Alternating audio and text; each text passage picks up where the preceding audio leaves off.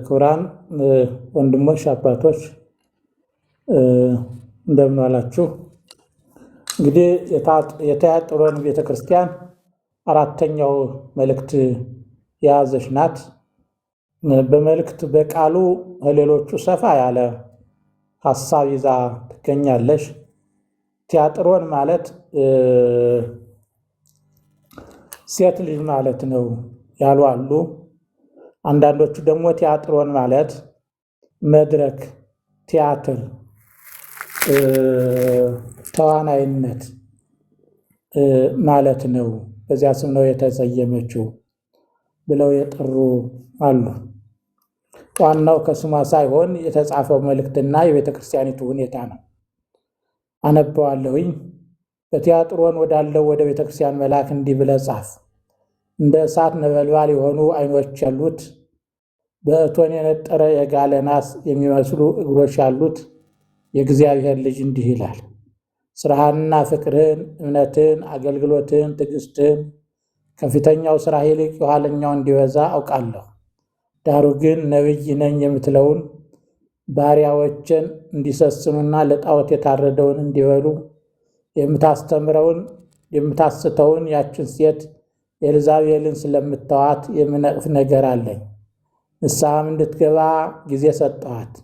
ከዝሙቷ ንስሐ እንድትገባ አልወደደሽም። እነሆ በአልጋ ላይ ጥላታለሁ። ከእርሷም ጋር የሚያመነዝሩትን ከስራዋ ንስሐ ባይገቡ በታላቅ መከራ እጥላቸዋለሁ። ልጆቿንም በሞት እገላለሁ። አብያተ ክርስቲያናትም ሁሉ ኩላሊትንና ልብን የምመረምር እኔ እንደሆንኩ ያውቃሉ። ለእያንዳንዳችሁም እንደ ስራችሁ ሰጣችኋለሁ።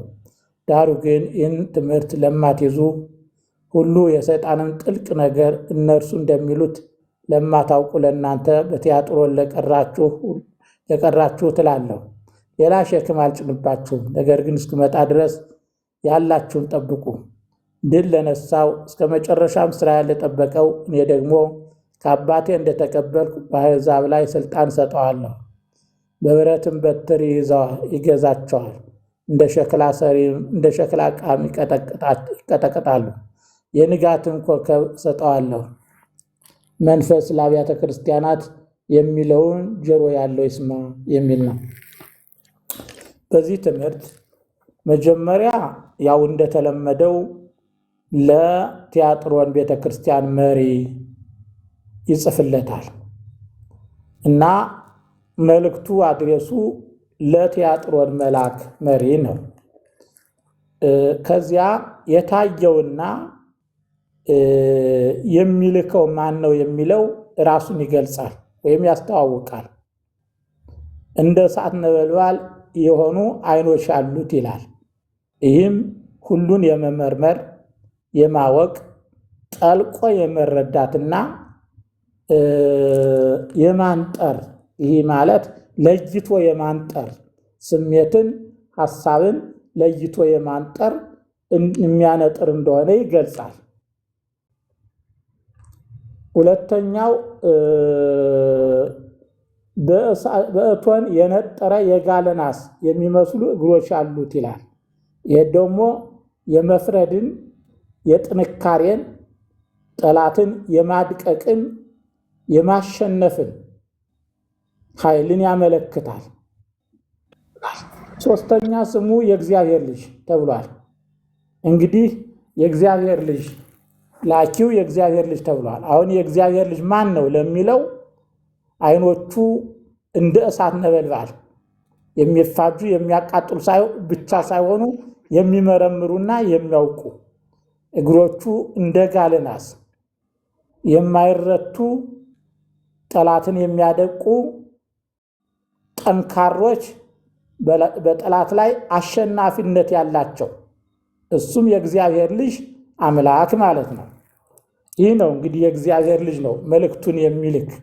ይህ ደግሞ ጌታችን ኢየሱስ ክርስቶስ በዚህ ዓለም ከነበረበት ጊዜ በእጅጉ የተለየ መሆኑን ያመለክታል። በዚህ ዓለም በነበረበት ጊዜ ይህ ቅዱስ ወይም ከፍተኛ ባህሪው ቢኖርም አልተገለጠም። ምክንያቱም እንዳንድ ደካማ ሆኖ ነው የታየው። ከሕግ በታች ሆኖ ነው ያገለገለው። ከእርገት በኋላ ግን ይህ ኃይሉና ክብሩ በእጅጉ የተገለጠ መሆኑን ያሳያል። ከዚያ ሁሉን የሚመረምር ብለነዋልና አሁን ሁሉን ምንድነው እንደ እሳት ነበልባል የሆኑ ዓይኖች ያሉት ብለን ሁሉን የሚመረምር መሆኑን ተናግረናል። አሁንም ሁሉን አውቃለሁ በሚል ይገልጥለታል።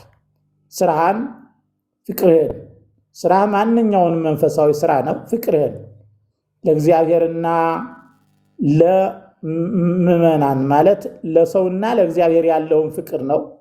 እምነትህን በእግዚአብሔር ላይ ያለውን ታማኝነትን ነው። አገልግሎትህን የሚሰጠውን ምዕመናንን እንዴት እንደሚያገለግላቸው ነው። ትዕግስትህን ታጋሽ መሆኑን ነው። ኤልዛቤልን ሳይቀር ታግሷታል፣ ምንም ባይመሰገንበትም እንኳ። ደግሞ የሥራ እድገት አሳይቷል። ከፊተኛው ይልቅ የኋለኛው ሥራ እንዲበዛ አውቃለሁ። እያደገሽ የምትሄድ ቤተክርስቲያን እንጂ እየወደቀሽ ወደ ታች እየወረደሽ የምትሄድ ቤተክርስቲያን አለመሆኗን በእጅጉ ያስመሰግናታል። ስለዚህ መንፈሳዊ እድገት አለ፣ የሥራ እድገት አለ፣ የፍቅር እድገት አለ፣ የእምነት እድገት አለ፣ የአገልግሎት እድገት አለ፣ የትዕግስት እድገት አለ። ያውም ከፊተኛው ይልቅ የኋለኛው እየበዛ እያደገ ይህ በሃይማኖታዊ በስነ ምግባራዊ በሞራል በሃይማኖት በስነ ምግባር እያደገሽ የምትሄድ ቤተክርስቲያን ታላቅ ቤተክርስቲያን ናት፣ የትያጥሮን ቤተክርስቲያን። ይህ እንግዲህ ህዝቡ ነው። በሱ ያሉት እንዲህ ያለ እድገት የሚያሳዩ መሆናቸውን ያመለክታል። ነገር ግን ወባሕቱ ቦዛሃ ይሰከ አሁንም እንደ ሌሎቹ የተነቀፈበትን ነገር ያሳያል። እቺ የተነቀፈበት የኤልዛቤልን መታገሱ ነው። የማይታገሰውን መታገስ አልነበረበትም፣ ግን ትዕግስተኛ ሆኖም የኤልዛቤልን ታግሷታል። እና ምንድናት እሷ ሲባል አንደኛ ነብይ ነኝ ትላለሽ እና በነብይነቷ ደግሞ አሳሳች ናት።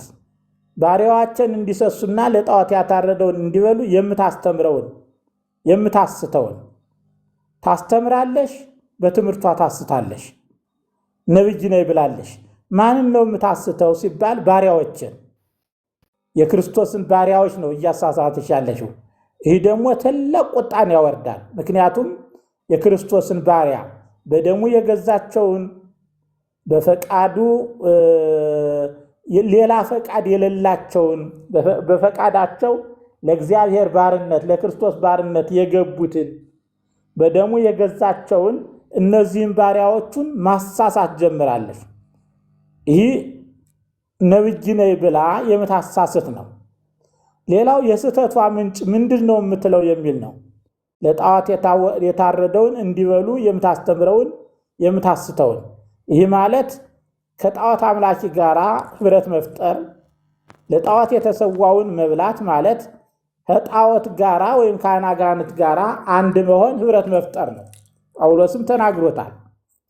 የአጋንንትን ማዕድና የእግዚአብሔርን ማዕድ እንድትበሉ አልፈቅድም ብሏል።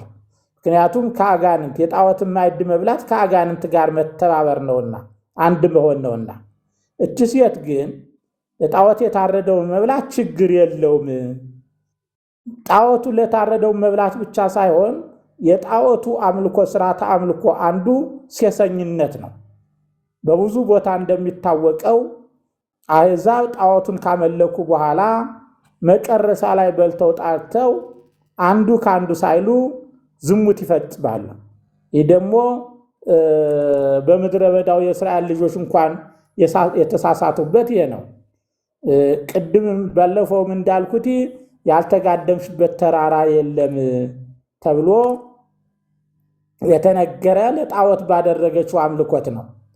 ሕዝቅኤል ደግሞ ግልሙትናሽ ከሌሎቹ ግልሙትና ግልብጥ ነው። ሌሎቹ ጋለሞቶች ገንዘብ ተሰጥተው ያመነዝራሉ፣ አንቺ ግን ሰጥተሽ ነው የምታመነዝሪ ሲል ለጣዖቱ ሰጥታ በዚያ ላይ ደግሞ አመንዝራነትን እንደምትፈጽም ገልጧል።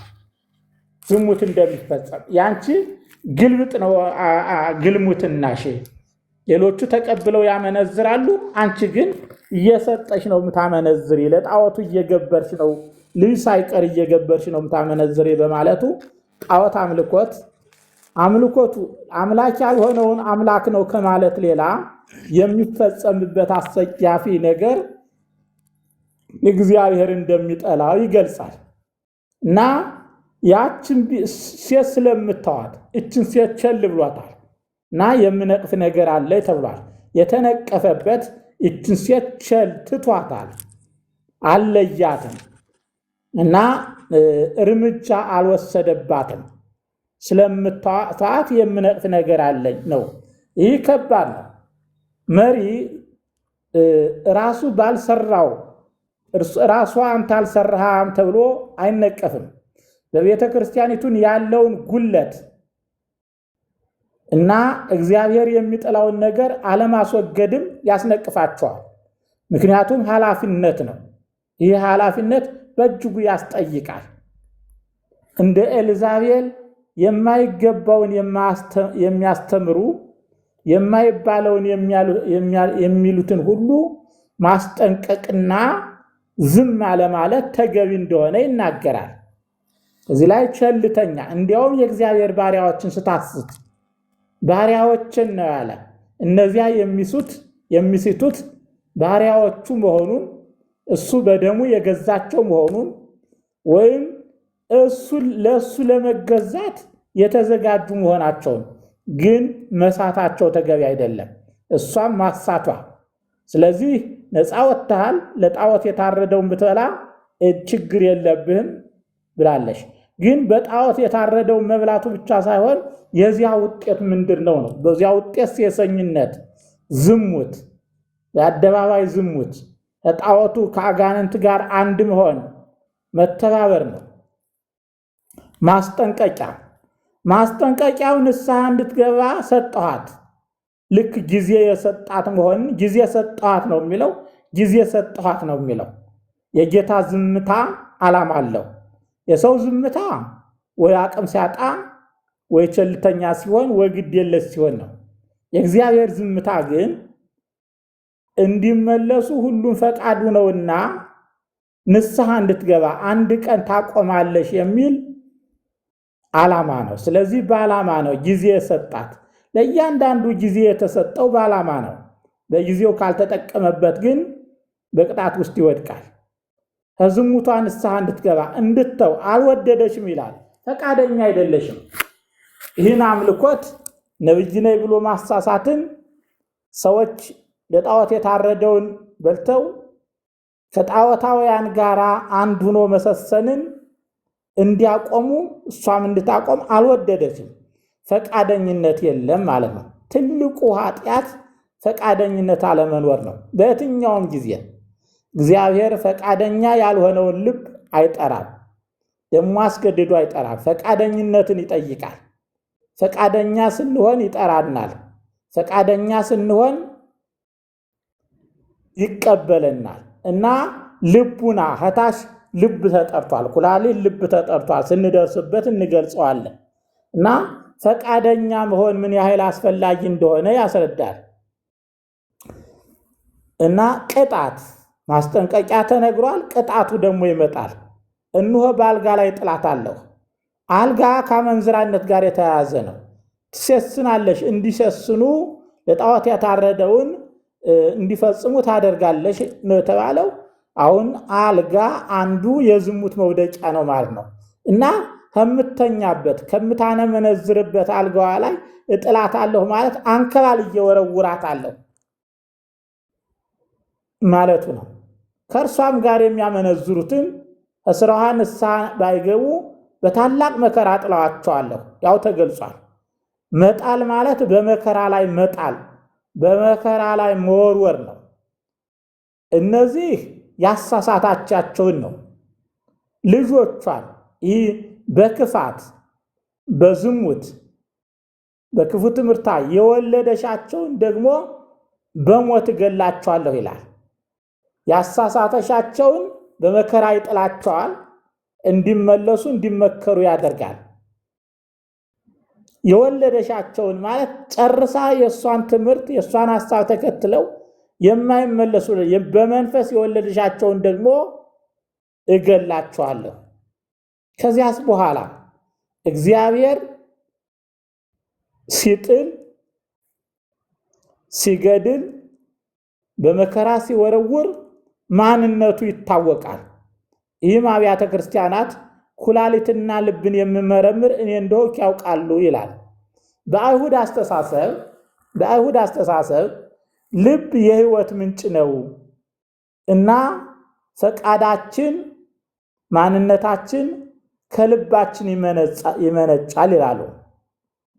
ኩላሊት ደግሞ የህሊና መጋዘን ነው። ፈቃደኝነታችን ማለት ህሊናችን አመዛዛኙ ህሊና መልካምንና ክፉውን የሚያወጣው የሚያወርደው ህሊና ከልብ ወደ ኩላሊት ተላልፎ አመዛዛኙ ከሱ ነው የሚል ነው። በሌላ በኩል ልብ አሁንም ከልብ የሚፈስ ደም ወደ አካላታችን ሁሉ ሂዶ ህያውነታችንን የሚያረጋግጥ ምንጩ ልብ ነው። ኩላሊት ደግሞ በሰውነታችን የሚገኘውን የደም አይነት ወደ ውሃነት ወይም ወደ መርዝነት ሊቀየር የሚችለውን አጣርቶ ወደ ውጭ በመጣል የታወቀ ነው። አጣሪ ክፍል ነው። እነዚህ በተምሳሌነትነት እግዚአብሔር በልብ ያለውን አእምሮ ዕውቀት፣ በኩላሊት ያለውን ህሊና ዳኝነት እና አመዛዛኝነት ህሊና ብስ የሚባለውን ጥሩ ህሊና አለው የምንለውን የሚያመዛዝን እግዚአብሔር ማወቅ ብቻ ሳይሆን መርምሮም ያውቀዋል። ይመረምረዋል። ከማድረጉ በፊት እንደሚያደርግ ካደረገም በኋላ በምን ነገር እንዳደረገ ይመረምረዋል። ይህ ምርመራ ባሪያዎቹን በመከራ መፈተን፣ ልጆቿን በሞት እሷን ካልጋ መጣል ዝም ብሎ በላይ ላይ የተደረገ ፍርድ ሳይሆን በጥንቃቄ መርምሮ ልባቸውንና ኩላሊታቸውን ካወቀ በኋላ የሚሰጠው ፍርድ ነው። ተጨማሪ ሁሉን መርማሪ ስለሆነ ለእያንዳንዳችሁም እንደ ስራችሁ ሰጣችኋለሁ። ስለዚህ መርምሮ የሚያውቀው ጌታ እንደ ስራም ሊያካፍል እንደሚችል ይገልጣል። ዳሩ ግን ይህን ትምህርት ለማትይዙ የሰይጣንም ጥልቅ ነገር እነርሱ እንደሚሉት ለማታውቁ ለእናንተ በቲያጥሮን ለቀራችሁ እላለሁ፣ ሌላ ሸክም አልጭንባችሁም፣ እስክመጣ ድረስ ያላችሁን ጠብቁ። እዚህ ላይ የተናገራቸው ወሳኝ ነገሮች አሉ። ምንድነው? ለእያንዳንዳችሁ እንደ ስራችሁ ሰጣችኋለሁ። ምክንያቱም ስራችን ምን እንደሆነ መርምሮ የሚያውቅ ስለሆነ መጠየቅ አያስፈልገውም፣ መርምሮ ያውቃል። ደግሞ የሰይጣንን ጥልቅ ነገር ለማታውቁ ማለት የኤልዛቤል ተከታዮች የሚሉት ነገር አለ። ሰይጣንን ለማሸነፍ የሰይጣንን ጥልቅ ነገር ገብቶ መርምሮ ማወቅ ይገባል ይላሉ። ይህ ማለት ምንድነው? ጠላትን ለማሸነፍ የጠላትን ድካም፣ ብርታት በሰላ አማካይነት ካወቁ በኋላ ድል ማድረግ እንደሚቻል ጠላት ዲያብሎስን ለማሸነፍ ስራውን ገብቶ በመስራት ማረጋገጥና ማዋልቅ ነው ብለው የሚያምኑ ነበሩ። ማወቅ አለብን። ለማሸነፍ ሰይጣን እስከምን ድረስ ነው ክፋቱ? እስከምን ድረስ ነው ከሳሽነቱ? በምን ነው ፈቃዱን የሚፈጽመው ብለን እሱን ወደሱ ገብተን ማወቅ አለብን የሚሉ ናቸው። ይህ ግን በእግዚአብሔር ዘንድ የተጠላ ነው። ምክንያቱም ሰይጣን ይህን ያህል ጥልቅ ነገሩን ለማወቅ ምንም አያስፈልግም። ከመልካምነት በስተቀር ክፋት ሁሉ የሱ ነው። በቃ በድምሉ ከመልካምነት በስተቀር ክፋት ሁሉ የሱ ነው። ከክፋት ሰይጣን የማያውቀውና የማይረዳው የማይፈጽመው የክፋት አይነት የለም። ስለዚህ ክፋቱን ሁሉ ማስወገድ ማለት ሰይጣን ማወቅ ማለት ነው። ምንም ጥልቅነት የለውም። ጥላቻ ነው። ነፍስ ግድያ ነው። ለጣዖት የተሰዋውን መብላትና ማመንዘር ነው። ስለዚህ የተለየ የማይታወቅ ነገር ሰይጣን የለውም ማለት ነው። እነሱ ግን እንደ ምክንያት አድርገው ጥልቅ ነገሩን የሰይጣን መረዳት ማወቅ አለብን ብለው አጉል ፍልስፍና ይከተላሉ ማለት ነው። ለእናንተ ለቀራችሁት ማለት እነዚህ ከኤልዛቤል ስተት ከኤልዛቤል ትምህርት የሰይጣንን ጥልቅ ነገር እንመርምርና እንዳሰራሩ ሰርተን ኋላ ሰይጣንን ለማሸነፍ እንችላለን ከሚል ነገር አጉል ፍልስፍና ለቀራችሁት ከዚህ ላመለጣችሁት ሌላ ሸክም አልጭንባችሁም ነው የሚለው። አሁን አዲስ ሸክም እንግዳ ሸክም አልጭንባችሁም እስክመጣ ድረስ ያላችሁን ጠብቁ። ምን አላቸው? ከላይ የተገለጠው ነው። ከላይ ተገልጧል። ስራ፣ ፍቅር፣ እምነት፣ አገልግሎት፣ ትዕግስት፣ ከፊተኛው ይልቅ እያደገ የሚሄድ የእምነት የሞራል የሥነ ምግባር ባለቤት ናቸው። ይህንን አጽንቶ መያዝ ያስፈልጋቸዋል። ደግሞም ይህም ብቻ አይደለም፣ የእግዚአብሔር ልጅ የሆነው ኢየሱስ ክርስቶስን ዓይኖቹ እንደ ነበልባል የሆኑት ኢየሱስ ክርስቶስን እግሮቹ እንደ ናሰጋል የሆኑ ኢየሱስ ክርስቶስን መያዝና አጽንቶ መያዝ ይገባቸዋል። እስከ መቼ ለሚለው እስክመጣ ድረስ።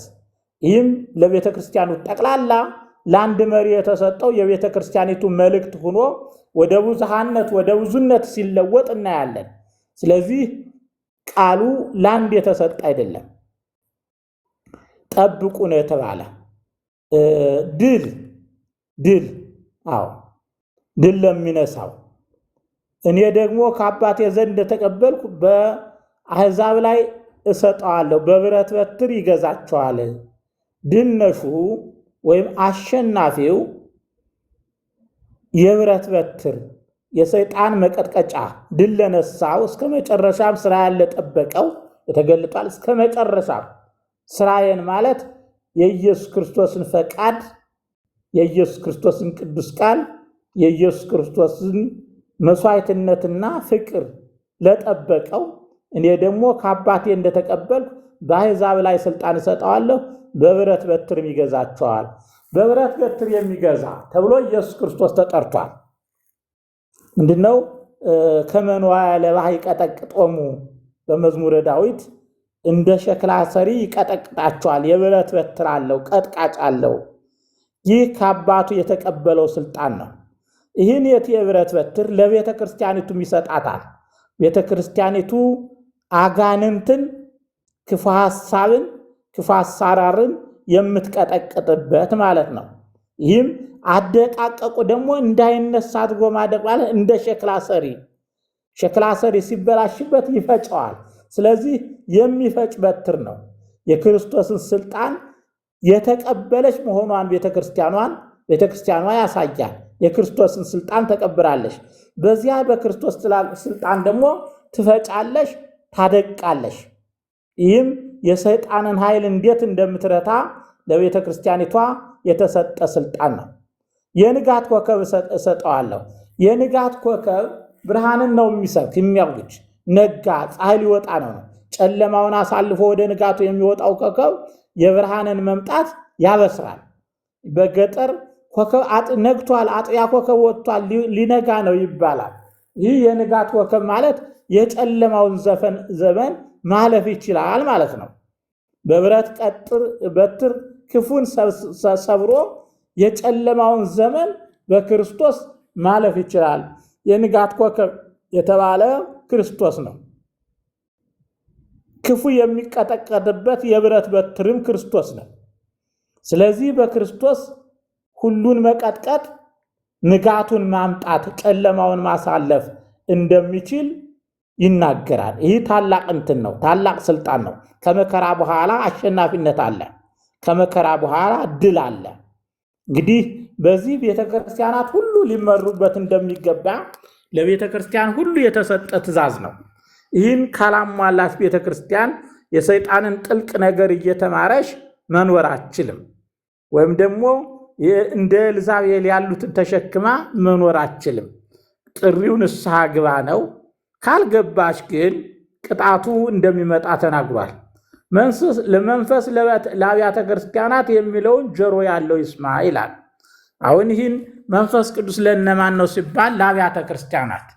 ለየትኛው አብያተ ክርስቲያናት ሲባል አሁንም ላለችው በመጀመሪያው ዘመን፣ በመካከለኛው ዘመን፣ በመጨረሻው ዘመን ላለችው እስከ ጌታ መምጣት ድረስ ለምትኖረው የመንፈስ ቅዱስ ቃል አይሻርምና የአንድ ወቅት አይሆንም። የመንፈስ ቅዱስ ቃል የአንድ ወቅት ንግግር አይደለም።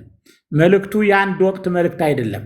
ጳውሎስ የተለያዩ አብያተ ክርስቲያናት የጻፈው እንዲሁ እንደሚኖር እየተነበበ አሁንም ሕያው ሆኖ እንዲኖር ይህ መልእክትም ሕያው ሆኖ ይኖራል። ምክንያቱም መንፈስ ቅዱስ ለአብያተ ክርስቲያናት ሁሉ ስለጻፈው። ጆሮ ያለው ስለው የመሰው ነው፣ ስለው የሰነበትኩት ነው።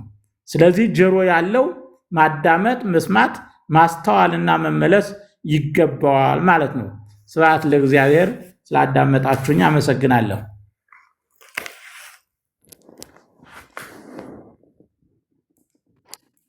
አባታችን ሁለት ጥያቄ ነው ያለኝ እኔ።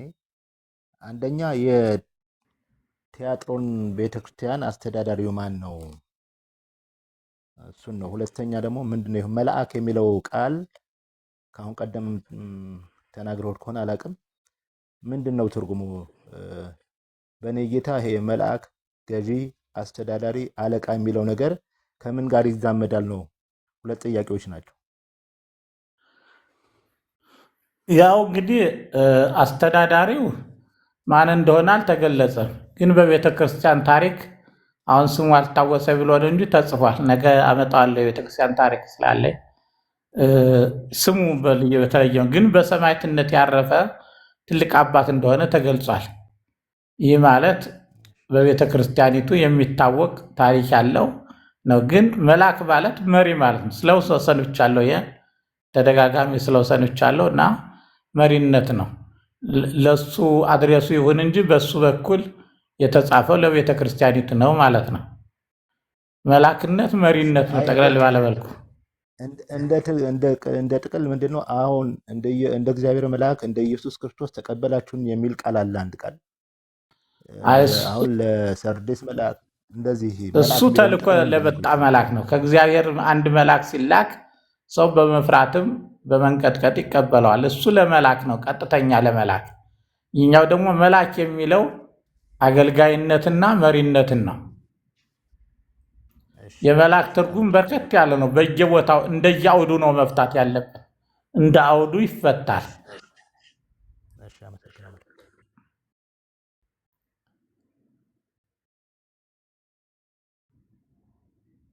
አልፋለች፣ ብዙ ዘመን ሆኗታል። ግን አንዳንድ ጊዜ የግብር ስያሜ የሚባል አለ።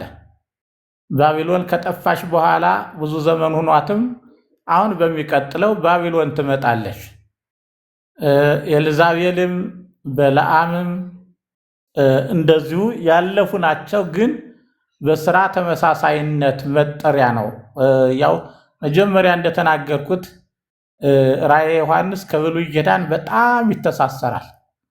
የብሉይ ኪዳን በሙሉ ካነበብነውና በጥንቃቄ ከተረዳነው ራእየ ዮሐንስን ለመረዳት እጅግ ቀላል ነው። አሁን የኤልዛቤል ምንድናት ለሚለው ያው በነገስት ውስጥ አንደኛ የእግዚአብሔርን ሕዝብ ያሰተች ናት። ሁለተኛ የእግዚአብሔርን ነቢያት ያስገደለች ናት።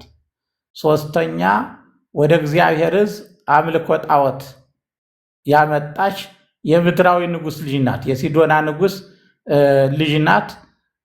ሌላው ደግሞ ኤልዛቤልን የነዳሽው ይላል። የነዳሽው አክዓብን የነዳሽው አክዓብ ዝም ብሎ ተመልክቷታል። የተቃወማት ኤልያስ ነው። ስለዚህ የእግዚአብሔር ቃል እንደ ኤልያስ፣ ያ ደግሞ እንደ አክዓብ፣ ሰዎቹ ደግሞ እንደ አክዓብ የታገሷት መሆኑን የሚያመለክት፣ የኤልዛቤል ደግሞ በተከታዮቿ አማካይነት የእግዚአብሔርን ነቢያት ታሳድዳለሽ፣ ትገላለሽ፣ የሰይጣንን አሰራር ትሰራለሽ። አምልኮ ጣዖት በሰፊው ሜሊኮም የተባለው የሲዶና ጣዖት በእሱ አማካይነት ነው ወደ እስራኤል የገባው ማለት ነው።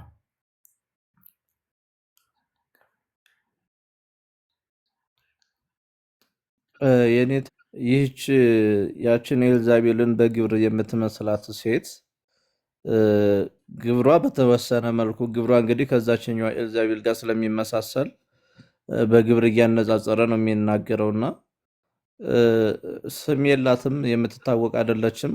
በዘመኑ ይህች ሴት ንግስት ነች፣ ሀገር የምትመራ ንግስት ነች። ስራዋ ምንድን ነው? ራእየ ዮሐንስ ኤልዛቤልም ግብር የምትመስላት ስም የላትም ወይ? በስም የምትታወቅ አይደለች? በስም አልገለጣትም፣ ግን ያው ግብሯን ግን ነብይት ብሏል። ነብይ ነኝ የምትል ተብላለች። ሌላው ግን የታወቀች ከንግዱ ማህበረሰብ በጣም የታወቀች ሀብታም ሴት ናት እና ከዚህ ከጣዖት አምላኪዎች ነጋዴዎች ጋር ተባብራ የምትኖርና በገንዘቧ ብዙዎቹን የምታስስ ሴት ናት ብለው የተረኩላት አሉ። በዚህ መልኩ ግን በቀጥተኛ ስሟን አልገለጻትም። ተግባሯ ግን ነብይ ተብላለች፣ የምታስስ ተብላለች፣ የምታስስም ተብላለች። ተከታይ እንዳሏት ደግሞ ተነግሯል። ልጆቿ ተብለዋል። ይህ ማንነቷን ይገልጣል። የቤተ ክርስቲያኑ መሪ ያውቃታል። ይህ ድርጊቷ ከተገለጠ በቤተ ክርስቲያን የምትኖር ስለሆነች ስራዋ በደንብ ይታወቃል ማለት ነው።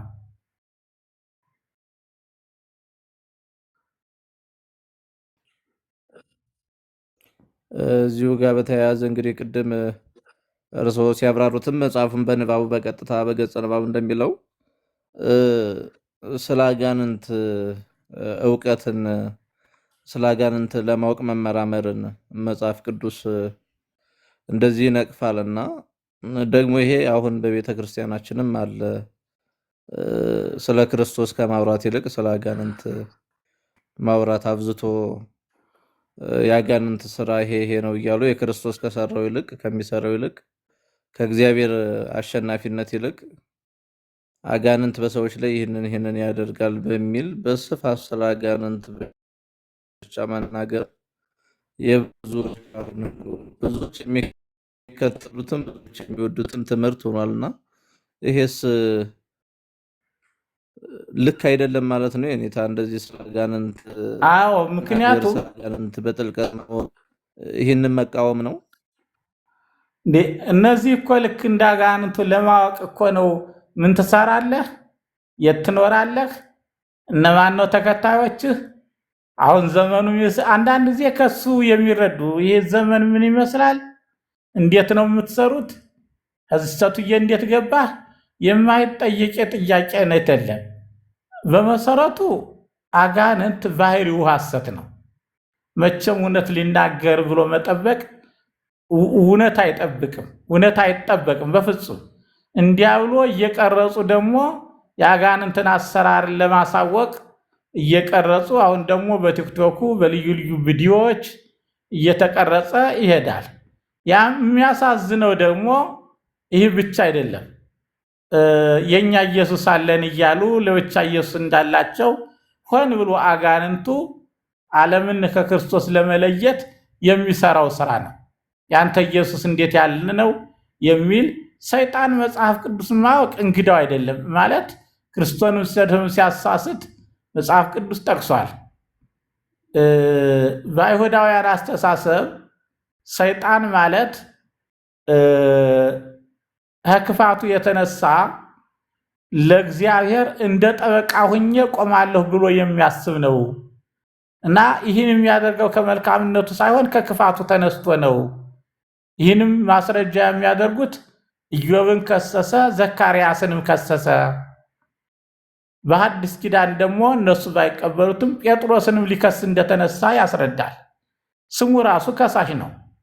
ስለዚህ ይህንን ባለመግባት የሚያሳዝነው ባለመረዳት የኛ እንዲህ ነው የኛ እንዲህ ነው። እንዲያውም አንዳንድ ጊዜ እንዲያው ልለው የማይገባውን ሁሉ ሲቀባጥሩ ያለ የአርሴማ ስም ሲቃጠለ ሲሰማ ሲጠራ ሰማለሁ፣ ቃጠላለሁ፣ የኢየሱስ ስም ለብቻዋለሁ ብለው የሚያናግሩ ራሳቸው አጋንንት የሆኑ ሰዎቹ እስቲ ተመልከቱት። አርሴማ ሰማዕት የሆነች በኢየሱስ ክርስቶስ ነው። እንዲህ አድርጎ ማወዳደርና ማነጻጸር ፈጽሞ ተገቢ ነው ወይ? እና እንዲህ ያለ የወደቀ አሰራር በፍጹም አውጋዥ አጥቶ ነው እንጂ ሊወገዝ የሚገባው ነበር። አጋንንትን እኮ ክርስቶስ እኮ ዝም በል ነው ያለው። ጭራሽ እንዲናገር መንገድ አልሰጠውም፣ አልከፈተለት። ተፈጸም ወፃ ነው ያለው። ያውም የእግዚአብሔር ልጅ መሆንህን አውቃለሁ፣ ቅዱሱ የእግዚአብሔር ልጅ ቅዱስ ቢላቸውማ ጭራሽ እነሱ ተመልሰው ቅዱስ የሚሉት ነው የሚመስለኝ። አጋንንቱ ቅዱስ ቢላቸው ያ ደግሞ ያን ያስለ አንተ አቃጠልከኝ፣ አንተ ኃይለኛ ሰው ነህ፣ አንተን እንዲህ አታደርገኝ ማን የመቸገኝ ነበር እያለ ለነሱ ውዳሴ ከንቱ እያሸከማቸው ያንን ተቀብለው የሚሰሩ በፍጹም ትምህርት የጎደላቸው ብዬ ነው የማምነው። በዚህ መልኩ በጣም ትምህርት ጎሏቸዋል። አጋንንትን ማውጣት ስልጣን ነው፣ ለተለየ ሰውም አልተሰጠም። ምንድነው? እነሆ እባቡንና ጊንጡን ትረግጡ ዘንድ ስልጣን ሰጠኋችሁ ተብሎ ተጽፏል፣ ተነግሯል። አንደኛ አሁን የጥቅም ማግኛ ሆኗል። በትክክል ለኛ በእግዚአብሔር በስልጣን ነው የሚያወጡት። እሱ ሌላ ጥያቄ ሆኗል። ራሱ ያ ራሱ ለእኔም ጥያቄ ነው። በምን አይነት ነው እንደዚህ የሚያስለፈልፉት? ሰዎቹ ስድነው ለሁል ጊዜ ጤነኞች ሆነው ይኖራል? ያ የኔ ጥያቄ ጭምር ነው። የሌላውን ጥያቄ ሊሆን ይችላል። ግን ራሱ እንደዚህ ማድረጉ ተገቢ አይደለም የሚል ነው።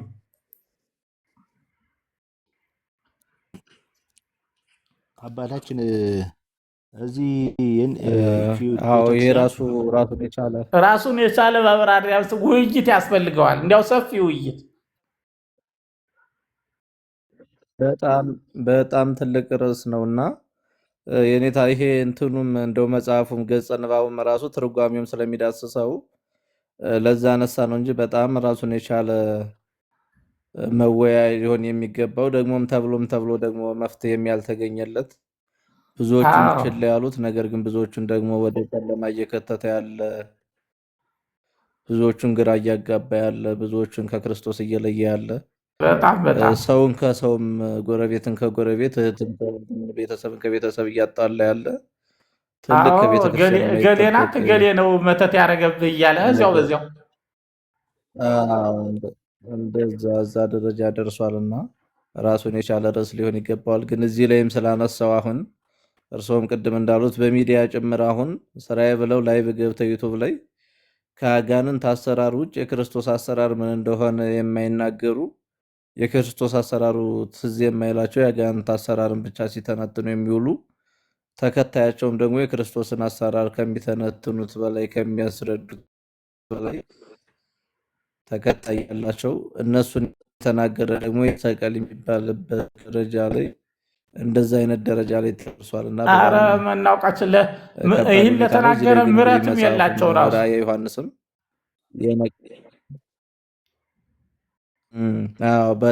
በጣም ከባድ ነው። ታች ሌላው ጥያቄ ምንድነው? አባታችን ቅድም ወንድማችን የጠየቀው ቤተክርስቲያን በክርስቶስ ደም የታጠበች ስለሆነች አትነቀፍም የሚሉ አባታችን ከሰባቱ አብያተ ክርስቲያናት አንጻር እንዴት ይታያል የሚል ነው። ባለፈው በሰፊው የተወያየንበትም ይመስለኛል። ይሄንን አጠር ያለ እንትንም ካለ ዳሶት ቢያልፉ ጥሩ ነው። ግን በሰፊው ባለፈው ተወያይተንበታል። ምንድነው በክርስቶስ መዳንና በክርስቶስ መኖር የተያያዙ ናቸው። መኖር ቀጣይነት ያለው ነው። ተቀድሶ መኖር ተቀድሰናል። ነገር ግን በዚያ ቅድስና መኖር ግዴታ ነው። ስለዚህ ካልኖረ ያ የቅድስና ባህሪ አይደለም። ቅድስና የእግዚአብሔር ባህሪ ነው፣ ግን እኛ እንካፈለዋለን። ካልኖርንበት ቅድስና ባህሪ አይደለምና ይወሰዳል፣ ይነጠቃል። ያ ነው መኖር ግድ ይላል። በቅድስና መኖር ግድ ይላል። ስለዚህ አንድ ጊዜ ድኛለሁና ምንም ኩነኔ አይደርስብኝም የሚለው በፍጹም የትኛውም መጽሐፍ አናገኘውም። ባለፈው መቼ ነው ይህ ምዕራፍ 24 ጀምሮ ያለው ቃል አጠቃላይ ክርስቲያንን ነው የሚመለከት እያል እየተናገርን ነበር የተነጋገር። ወቀሳውም ወደ ጨለማው ሂድም የሰርግ ልብስ አልለበስክምም ጠቅላላ የሚያመለክተው ማለት በክርስቶስ ደም የታጠቡትና የተቀደሱትን እንጂ ያልተቀደሱትን አይመለከትም። ግን ከዚያ ላይ ያላደረጉት ስላለ ውጡ፣ አላውቃችሁም፣ ወደ ጨለማ ውሰዷቸው ተብለው የተሰጡ መሆናቸውን በግልጥ ያሳያል። ተሰጥተዋል መጀመሪያው። ስለዚህ እንደዚሁም ቤተክርስቲያንም የታጠበች ናት፣ እውነት ነው። ነገር ግን ኑሮ ያስፈልጋታል፣ የቅድስና ኑሮ ያስፈልጋታል። ልትቀደስ ይገባል። የክርስቶስን ባህሪ ልትወርስ ይገባታል። የባህሪው ተካፋዮች ነው የተባለ የባህሪው ቃል በቃል እኮ ነው። የባህሪው ተካፋዮች ሆነናል ነው የተባለ። የክርስቶስ ባህሪ ተካፋይ ናት። ያንን ባህሪ መግለጥ ይገባታል ማለት ነው።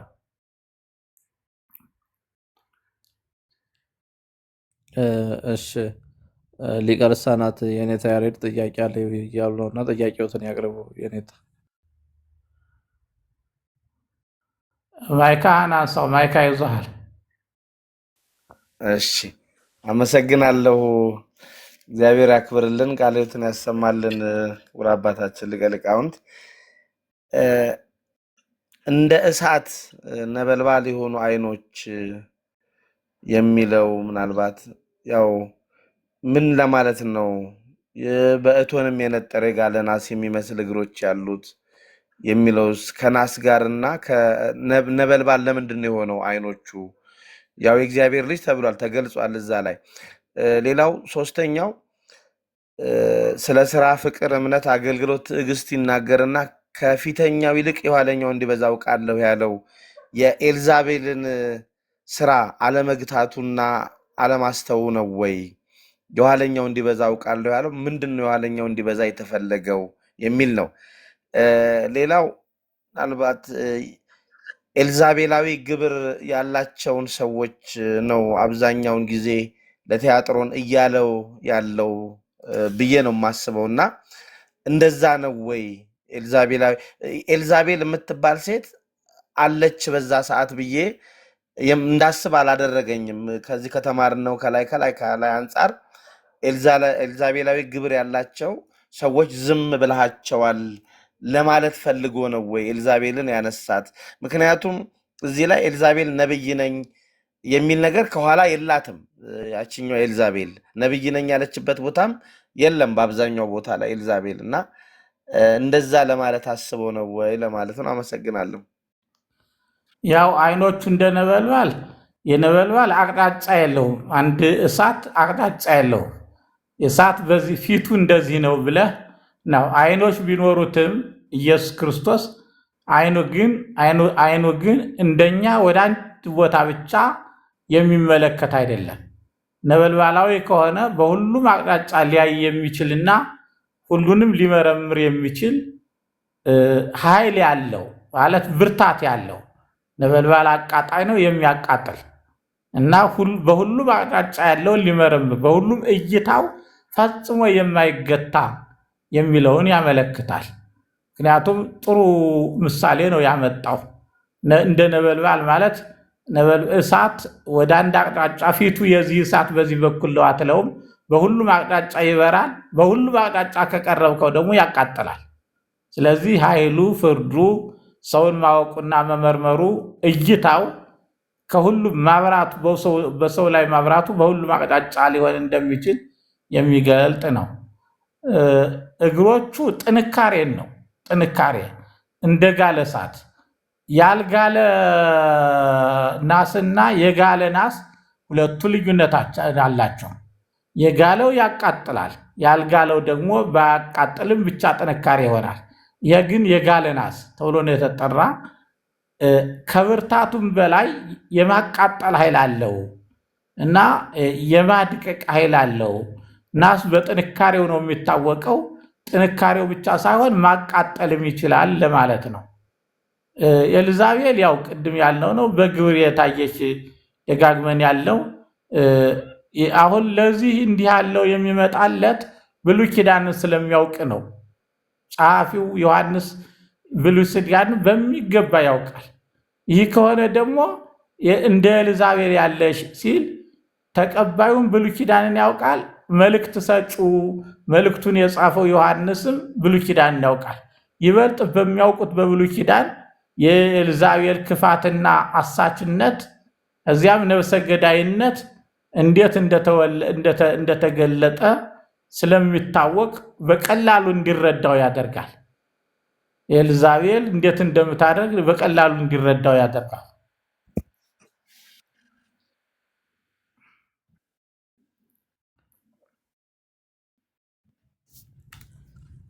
ግልጽ ነው። የኔታ ሊቀ ልሳናት ያሬድ ተመልሶልዎታል? ተመልሶልኛል። ተመልሶልኝ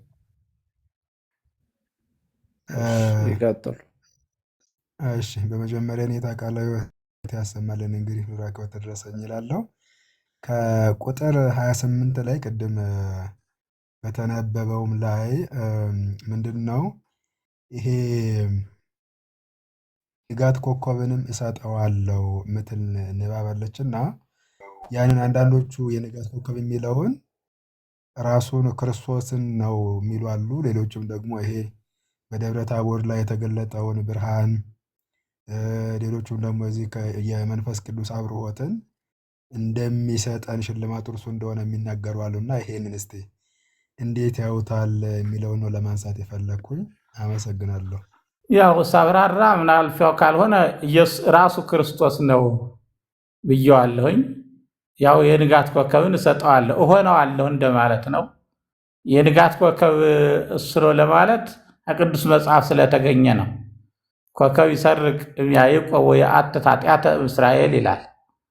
የያዕቆብ ኮከብ ይወጣል ኃጢአትንም ያስወግዳል።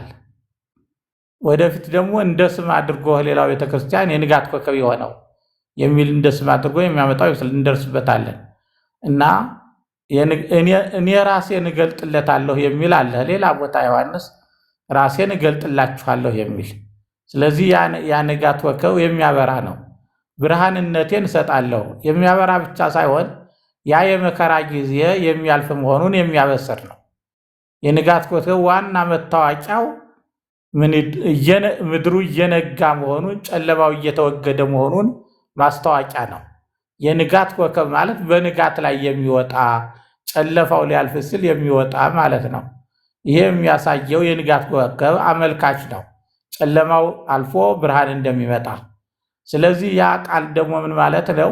አሁን ያለው መከራ በቤተ ክርስቲያኒቱ ያለው መከራ በሮማ ነገስታት መገፋት፣ መሰደድ፣ መገደል የሚያልፍ ነው እና የብርሃን ጊዜ ይመጣል።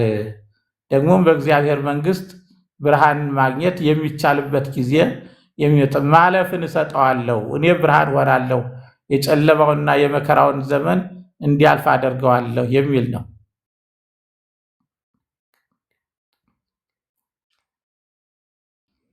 ተመልሶልዎታል ዲያቆን አበበ? ተመልሷል። መላከ ገነት እግዚአብሔር ያክብርልኝ፣ ቃለ ሕይወት ያሰማልን። 7 አብያተ ክርስቲያናት ይናገራልና ራዕየ ዮሐንስ። 7ቱ አብያተ ክርስቲያናት የተመረጡበት የራሳቸው የሆነ ምክንያት ይኖራል ወይስ በጊዜው የነበሩት አብያተ ክርስቲያናት እነሱ ብቻ ናቸው? 7ቱ ብቻቸውን የተመረጡበት ምክንያት እንደው አልፎኝ ይሆን የኔታ ሳልሰማው አልፌ ይሆናልና ያው 7 አንደኛ 7 ፍጹም ነው በዕብራውያን አቆጣጠር። ሌላው አብያተ ክርስቲያናቱ በኤፌሶን የሚታወቁ 7 አብያተ ክርስቲያናት አሉ። ቦታዎቹ ይታወቃሉ፣ አሁንም ስማቸው ይታወቃል። አንዳንዶቹ አብያተ ክርስቲያናት አደጋ ገጥሟቸዋል፣ አንዳንዶቹ ጥቂት ቢሆኑም አሉ እንዳለ ፍጥሞም አለሽ። ስለዚህ 7 ፍጹምነት ነው። ግን እነዚህ አብያተ ክርስቲያናት እስከ ዓለም ፍጻሜ ሊነሱ የሚችሉትን ቤተክርስቲያናት ሊወክሉ የሚችሉ ሊገልጹ የሚችሉ ናቸው። ስለዚህ እስከ ዓለም ፍጻሜ ድረስ የሚነሳውን ችግር ሁሉ ይገልጣሉ። ጥሩዎቹን ይገልጣሉ፣ የወደቁትን ይገልጣሉ፣ የተወቀሱት ደግሞ የሚወቀሱትን ይገልጣሉ። አሁን ካየናቸው ሁሉ እኮ በቤተ ክርስቲያን የሌለ ነገር አላየንም። እስካሁን ካየነው ነገር በቤተ ክርስቲያን የሌለ ነገር የለም። በለዓምም አለ፣ ኤልዛቤልም አለች። ከላይ የተቀሩት ያየናቸውም አሉ። ጥሩ ነገርም ደግሞ አለ። ክፉ ነገር እንደታየ ሁሉ ጥሩ ነገርም አለ። ስለዚህ እስከ ዓለም የምትነሳውን ቤተ ክርስቲያን ሊያሳይ የሚችል ነው። የቤተ ክርስቲያንን ታሪክ ስናነብ ደግሞ የበለጠ ነገሩን ግልጽ ያደርገዋል። የአንዲቱ ቤተ ክርስቲያን ታሪክ ሲመጥን በዓለም ያለፈችበትን ታሪክ ስናይ ልክ ያንን ታሪክ በሰባቱ ቤተ ክርስቲያንም ተገልጾ ሊታይ የሚችል ታሪክ ነው የሚሆነው።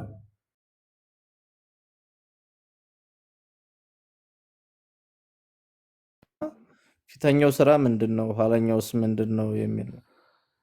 ስራ፣ ፍቅር፣ እምነት፣ አገልግሎት፣ ትዕግስት ተብሎ ተቆጥሯል። ያንን ነው ያሰደገው። ያንን ነው ከፊተኛው ፍቅርህ ይልቅ ያሁኑ ፍቅርህ፣ ከፊተኛው ትዕግስትህ ይልቅ ያሁኑ ትዕግስትህ፣ ከፊተኛ እምነትህ ይልቅ ያሁኑ እምነትህ፣ ከፊተኛው ስራ ይልቅ ያሁኑ እምነትህ ብሎ ማደጉን ለመግለጽ ነው። እያደገ መጥቷል። እየቀነስክ አልመጣህም፣ እያሳደግከው ነው የመጣህ ለማለት ነው። የበለጠ እያደገ መምጣቱን ለመግለጽ ነው። ስለዚህ የፊተኛው የተባለው የተቆጠረ ነው። ያንኑ ነው አዲስ ሳይሆን ያንኑ ደግሞ አሳድገዋል፣ እያደገ መጥቷል ለማለት ነው። ኤልዛቤልን ትታታል ሲል አልገሰጽካትም ማለት ነው አይደል? አዎ፣ ዝም ብለህታል ማለት መኖሯን ታውቃለህ፣ ግን ዝም ብለሃታል። መገሰጽ ነበረባት ነው።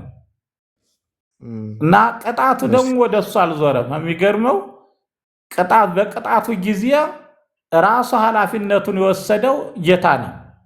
ባልጋዋ ጥላላታለሁ፣ ልጆቿን በሞት እገላለሁ። ግን እሱ የመንገር ኃላፊነት አለበት። ስለዚህ እቺ ብርታት ያላት ምናልባት ከጳጳሱ በላይ ጳጳስ ነው፣ ያን ጊዜ ያ ጳጳስ ነው ተብሏል።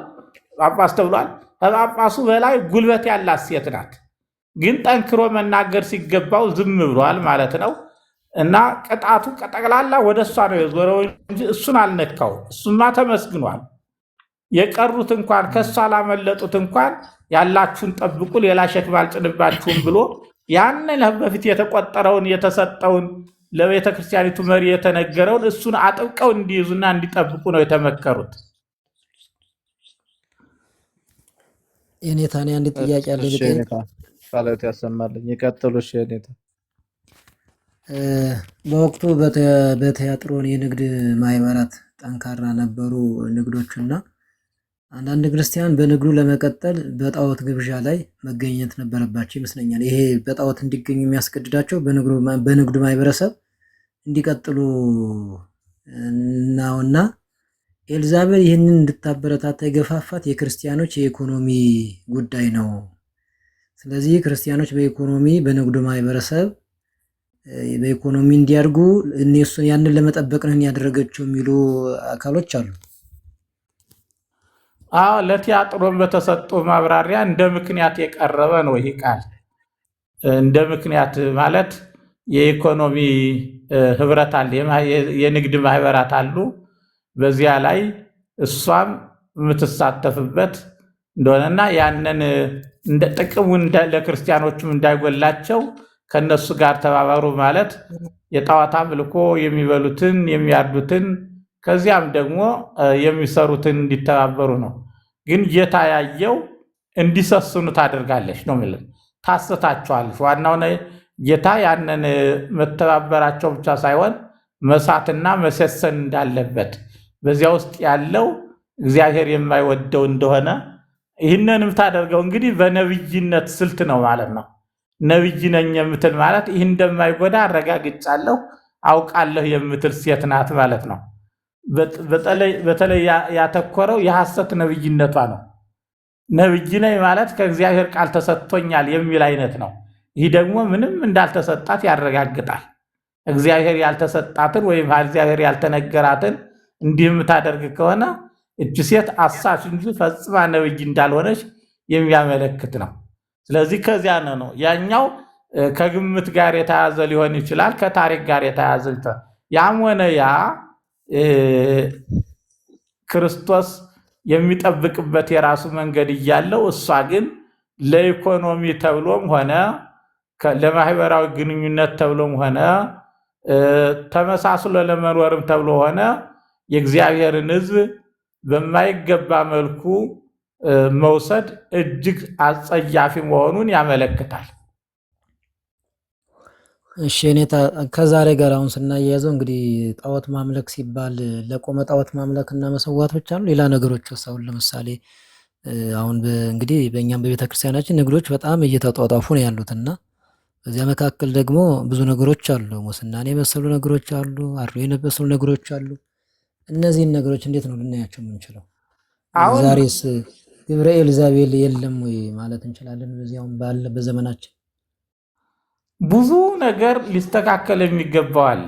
በጣም ብዙ ነገር ከአጥማቂዎቹ ጀምሮ ይህ የንግድ አይነት የቁልፍ መረከብ ብዙ ነገር ነው ያለ በቤተ ክርስቲያኒቱ። አሁን በዚህ ኃላፊነት ያሉ ሰዎች ካልጠነከሩ ቤተ ክርስቲያንን ከአደጋ ላይ እንዳይጥሏት መብራት የማታበራ ዝም ብላ ተቋም ብቻ እንዳትሆን ስጋት ነው። ይሄ እውነታ ነው። አሁን በቤተ ክርስቲያኒቱ ያሉ ነጋዴዎች ሁሉ ምን አሁን እኮ አሁን በትምህርት ራሱ በተማሩ ሰዎች ለመተማመኑ ቀርቷል። ምክንያቱም ወረቀቱ በምንም ይገኝ ወረቀቱ ብቻ እንደተማረ ተቆጥሮ ቅጥር የሚካሄድበት መንገድ ሹመት ላይ ጀምሮ ሹመት የተሰጠበትን መንገድና አይተናል። እስከ ኮታ ድረስ ደርሷል። በኮታ ሹመት የነገሌ ብሔረሰብ ይጎላቸዋልና ይሟላ ተብሎ ተፈልጎ የሚሾምበት ይህ ሁሉ አደጋ መሆኑ በብዙ ቆጥረን የማንችለው አደጋ እያንዣበበ ነው። እንግዲህ እኛ እርግጥ እድሜውን እየጨረሰው ነው፣ ትንሽ ጊዜ ነው ሊኖረን የሚችለው ብዬ አምናለሁኝ። ግን ለመጪው ለቤተ ክርስቲያኒቱ ግን አደጋ እንዳይሆን አሁን ቸል ሊባል አይገባውም። የሚደፍሩ ሰዎች ያስፈልጋሉ። እንዲሁ ከወጡ በኋላ መጫጫህ የወጣ ምንም አያደርግም። አንደኛ ይህ የስነ ምግባር ጉለት ሊስተካከል የሚገባው እንጂ ውጭ ብለህ ስለከሰስከውና ስለወቀስከው ምንም ሊስተካከል አይችልም። ስለዚህ አሁን ያለው ሁኔታ እነማን ናቸው ጣልቃ ገቦች? እንዲያው አንድ ወቅት እኮ ራሱ በቁሙ በሚዲያ ይህን ስም እያወጡ ለተወሰኑ ሰዎች እየሰጡ መሰዳደቢያ አድርገውት ነበረ። አሁን ያለው በቤተ ክርስቲያን የስድብ መላሶች ብቻ ነው። አንድ ሰው አንድ ነገር ካለ በዚህም የስድብ ናዳ ማውረድ። አጠቃላይ አሁን ደግሞ የሚታየው አሁን ሊቃውንቱ ሳይሆን አጠቃላይ ምን አይነት ሰዎች ናቸው? ይሄ የቲክቶክ ሊቃውንት አሉ በማያገባቸው። ሴቷም ተንታኝ ትሆናለች፣ ወንዱም ተንታኝ ይሆናል። እውቀት የላቸውም። የሃይማኖት ተንታኙ ሲበዛ ገባ። እየተዟዟርኩ አሁን እድሉን ልጆቹ ስላስገቡኝ እየሰማው ነው። ስለ ሃይማኖት ገብቶ የማይተነትን የማይነገር የማይብራራ የለም በሁሉም ቦታ። ይህ ማለት የሚናገሩት ሲያጡ እቺ ሰው የሌላት ኦርቶዶክስ ብቻ ነው መናገሪያቸው ምቷል። መተቻውም እንትን ማለቱም ነቀፋውም ይህ ትክክል አይደለም። በተለይም ደግሞ የተማሩ ሰዎች ቦታ እያጡባት የመጡ የቦታው ሁኔታ አቅጣጫው ተቀይሮ በምን መልኩ እንደሆነ እያየን ነው። አይናችን እያየ ነው። ይህ ሁሉ ለዚያች ቤተክርስቲያን የተሰጠው ማስጠንቀቂያ አሁንም ለእኔ ነው ብሎ መቀበሉ በእጅጉ አስፈላጊ ነው። እሺ ኔታ ምናልባት የወንጌለ መንግስት ጥያቄው ተመልሰውለት ከሆነ ቃለ ሕይወት ያሰማልኝ አባታችን ክብር ይስጥልኝ።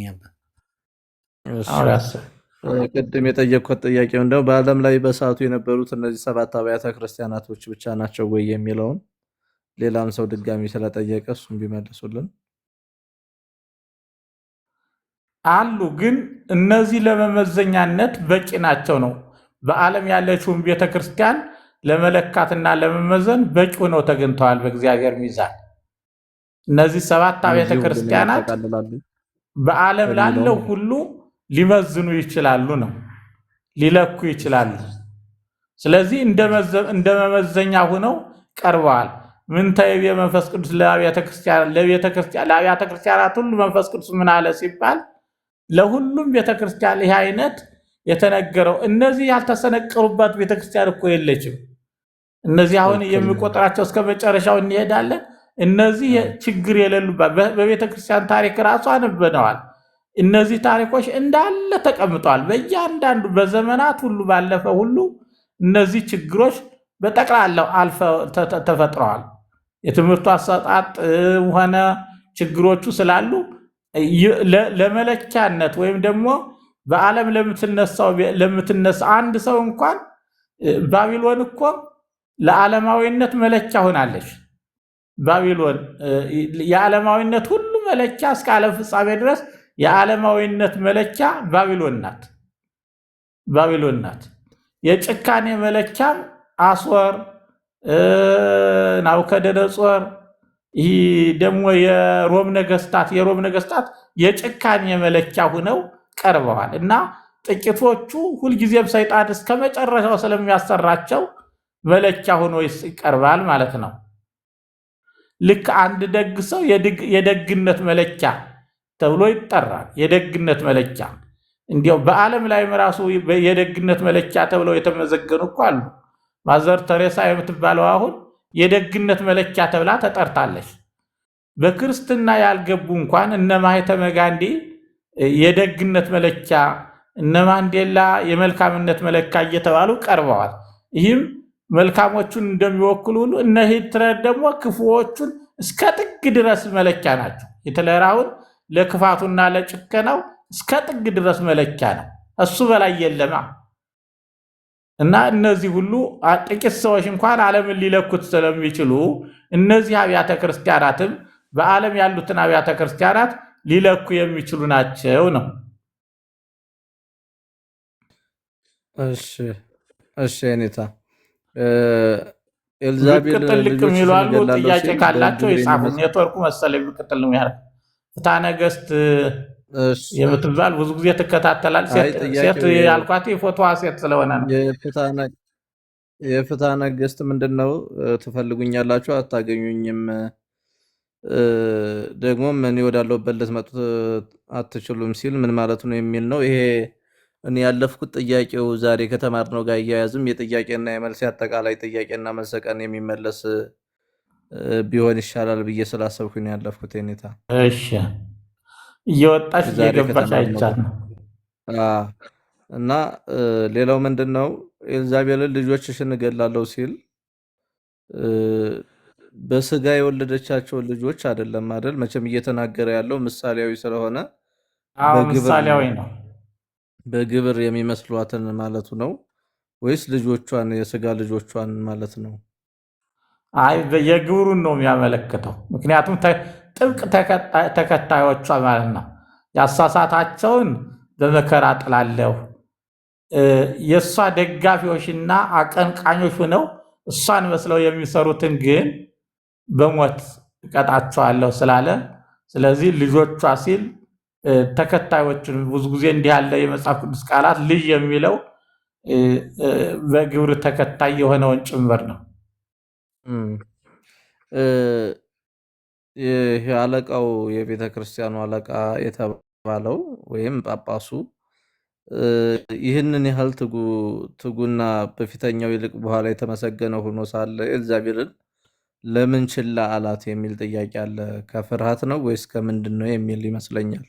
እንግዲህ ለኃጢአቱ ክብደት ሳይሰጠው ቀርቶ ይሆናል። ምክንያቱም ኤልዛቤል በማታለል ስም ነው። ኤልዛቤል የተባለበት ምክንያት እንዲህ አይደለም። ኤልዛቤል የሐሰተኛ ተቆርቋሪነትም ነው። ናቡቴን ስታስገድል ኤልዛቤል የተናገረችው ቃል አለ። ንጉሱ ተሰድቧል፣ እግዚአብሔር ተሰድቧል፣ ጾም አውጁ አለች። ጾም ይታወጅ፣ ንጉሱ እግዚአብሔር ስለተሰደበ መቅሰፍት እንዳይመጣ 3 ምስክሮች አበጁ፣ አነስነሱ፣ በናቡቴ ላይ ይመስከሩበት፣ ናቡቴ ቅጣቱን ይቀበል። ይህ ያስመሳይነት የእግዚአብሔር ስም ተሰድቧል እኮ ነው ያለች። ንጉሱና እግዚአብሔርን ሰድቧል ናቡቴ ነው ያለችው። ይህ ማለት በእግዚአብሔር ስም አስመሳይነት። ስለዚህ ኤልዛቤልን ለይቶ ያላወቀበት ምክንያትም አለ። ምክንያቱም እሷ ለእግዚአብሔር ብላ የምታደርገው ለክርስቶስ ብላ የምታስመስለው ክርስቲያኖች ምናሎች እንደተባለውም በቤተክርስቲያን ታሪክ የኢኮኖሚ የበላይነት ማግኘት አለባቸው፣ በኢኮኖሚ መጎዳት የለባቸው ብላ በተቆርቋሪነት አይነት የምታሰራው ኃጢአት። ስለዚህ እነዚህን ጣዖት አምላኪዎች እንተባበራቸው የምትል አይነት እኮ ናት። በእኛም ቤተክርስቲያን እኮ ብዙ አይተናል እኮ ማለት እንዲህ ያለ የተቆርቋሪነት አይነት የአስመሳይነት አይነት ብዙ አለ፣ ገሌ ገሌ ባንለውም በጣም። ስለዚህ ከዚህ አንጻር ጥቅሙ አጠራጥሮታል። ምናልባት አስባ ልትሆን ትችላለች የሚልም ይሆናል። ግን ልብንና ኩላሊትን የሚለው ዝም ብሎ አልተነገረም። ውስጡን መርምሬ የማውቅ ማለት ልብንና ኩላሊትን የምመረምር ማለት እኮ አንተ ከምታውቀው በላይ እኔ ውስጥን መርምሬ ያውቃለሁ። ስለዚህ አንተ በዚህ መልኩ ብታስበው፣ እኔ ግን ውስጥን መርምሬ ስለማውቅ በዚህ መልኩ እቀጣታለሁ ነው እኮ። ዝም ብሎ አልተነገረም። ልብና ኩላሊት ከመሪው የበለጠ እሱ መርምሮ ክፋቷንና ኃጢአቷን መርምሮ ስላወቃት ነው ጌታ ማለት ነው። ስለዚህ አለቃው ዝም ያላት ባለማወቅም ጭምር ስለሆነ ነው ከቅጣት ሄዳ ነው ማለት እንችላለን። ድጋፍ የምትሰጥም መስሎታል ማለት በምታደርገው ነገር ይህ ለጥቅም ነው፣ ያመኑት እንዳይጎዱ ነው፣ ኢኮኖሚያቸው እንዳይወድ ነው። ስለዚህ መተባበር አለባቸው። ይህን የምተባበሩ እምነት በልብ ነው የሚሉ ሰዎች አሉ አይደለ? በየእንትኑ የዚህን አይነት አካሄድ ነው የሄደችው እና ስልታዊ አካሄድ ነው የሄደችው። ያን ደግሞ ጌታ አልተቀበለውም። እሱ ግን ለመልካም እንዳደረገችም መስሎት ሊሆን ይችላል ነው ግምት ነው። ግን በዚህ መልኩ አታላይ ናት። ልክ ኤልዛቤል እንዳታለለች። ኤልዛቤል እኮ ናቡቴ የእግዚአብሔርን ሰድቧል ተብሎ እኮ ነው የተገደለው። ከዚያው ላይ የሰይጣን ጥልቅ ምስጢር የሚለው የተዘረዘረ ነገር አለው። ዝም ብሎ ሀሳቡን የእሷን አካሄድ ነው። በሌሎች መጽሐፎች ተዘርዝሯል። ሰይጣንን ለማሸነፍ ጥልቅ ሀሳቡን ጥልቅ ክፋቱን ገብተን ማወቅ አለብን ብለው የተነሱ ሰዎች ነበሩ። ስለዚህ የሰይጣንን ጥልቅ ክፋት ከሱ ጋር ተመሳስለን ገብተን ማወቅ አለብን፣ ሁሉንም ሰርተን ነው ኋላ መጸየፍ መቻል ያለብን ብለው የተነሱ ሰዎች ነበር። እነዚህ አሁን የተነገሩ ናቸው የሰይጣንን ጥልቅ ክፋት ለማወቅ የማትሞክሩ የተባሉት። ስለዚህ አሰራሩን አውቀው ለመንቀፍ ነው ወይስ እንደው አላማውማ ከዚህ በኋላ ክፋቱን ካወቅን በኋላ ክፋቱን ማጋለጥና ማሸነፍ እንችላለን የሚል ነው። ጌታ ደግሞ ቅዱስ ስለሆነ ወደዚያ ክፋት ውስጥ ጠልቀው እንዲገቡ አይፈልግም። እንደ አጥማቂዎቹ አገላለጥ ማለት ነው። አጥማቂዎቹ ሌላ ምን ይላሉ? ምን ትሰራለህ? ምን ታደርጋለህ? እንዴት ነው ምታም? እንዴት ነው እንትን ምትል? ምንም አይሉታል። የሰይጣን ጥልቅ ክፋት እኮ ነው ሲያስለፈልፉ የሚውሉት። ጌታ ደግሞ ክፎች ሁሉ ከሰይጣን ናቸው። ምንም ግልጽ የሰይጣንን ክፋት ማወቅ አይፈልግም። ክፋት ሁሉ የእሱ ስለሆነ ከበጎነት በስተቀር በጎነቱ እንዲያው ጥቂት በጎነት አለው ለማለት እንደሆነ እንጂ ክፋት ሁሉ የእሱ ስለሆነ ምንም መመርመር አያስፈልግም። ክፋት ሁሉ በዓለም ላይ የምናየው ክፋት ሁሉ የእሱ ብቻ ነው ብሎ መደምደም ይቻላል ነውም ደግሞ። እሺ አባታችን። እሺ የኔታ ቃላዊት ያሰማል። የኔታ አቤት። ያቄ ከበስ መምህር ዮሐንስ አቤት። ለግባኔ ልጠይቅ ይቻላል? ክቡር አባታችን ይቻላል። አይኔ እንደው የኔታ ቃላዊት ያሰማልን። በጣም ደስ የሚል ማብራሪያ፣ ደስ የሚል ትምህርት ነው እየሰጡን ያለው። መጽሐፍ ቅዱስ ግን ለምንድን ነው ቂመኛ የሆነው? እና ኤልዛቤልን እስካሁን አይረሳቸውም? እንዲሁ ሰይጣንንስ እነ በለዓምንስ ለምንድን ነው እስካሁን ድረስ እስከ ዕለተ ምጽአት እንግዲህ መጽሐፍ ቅዱስ ቂም ተው ይላል። እንደው የኃጢአታቸውን እያነሳ እስካሁን ድረስ እኛም እያነሳን የነ ኤልዛቤልን ኃጢአት እንደው እኛ ብዙ ጊዜ ስለምናነሳው የነ ፈርዖን የነ ናቡከደነጾር የነ አዳም እንኳን የሌሎቹ እነዚህም በእርግጥ ወደ እንትን ገብተዋል ነውና ባይጸድቁ ራሱ እንደው እኛ በምናነሳቸው እኮ እስካሁን እንደው ነፃ ይሆኑ ነበር ከኃጢአታቸው ራሱ እኛ በምናነሳው ወይም እኛ ተካፍለን ከነሱ ያልተናነሰ ኃጢአት ራሱ ይኖረን ነበር ብዬ ገምታለሁና እንደው ቂም አይሆንም የኔታ ይሄ መጻሕፍቱ ክፉ ሰዎችን እስከ ዕለተ ምጽአት ሲያነሳቸው ያው የሚታወቁበት ነው። አሁን እኮ ሌላ ኤልዛቤል እንዳት እኮ ያቺ ኤልዛቤል አይደለችም። ሌላ አዲሷ ኤልዛቤል ናት። ምክንያቱም በጎዎቹ እኮ ሲጠሩ ነው የሚኖሩት። ለምሳሌ ያልተቀየረ አለ፣ ሰይጣን አለ። ለምሳሌ አይቀየርም። ኤልዛቤልም ሳትቀየር ነው የሞተችው። ግን አሁን ኤልዛቤል ሲባል በመጽሐፍ ቅዱስ ሐሳብ እንዲረዳው ነው የተነገረው። እሱ ቸል ብሏታል። ግን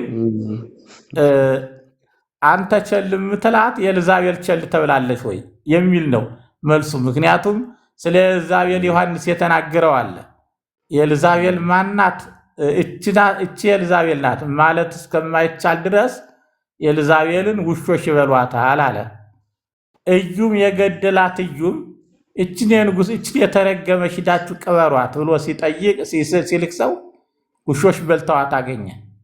እኔና አንተ በሰረገላ ሆነን ስንከተል ያ ነብይ መጥቶ ኤልዛቤል እች ማናት ተብላ እስከማትታወቅ ድረስ ውሾች ይበሏታል እና ደሟን ውሾች ይሉታታል ብሎ ነብዩ የተናገረው ተፈጸመ አለ።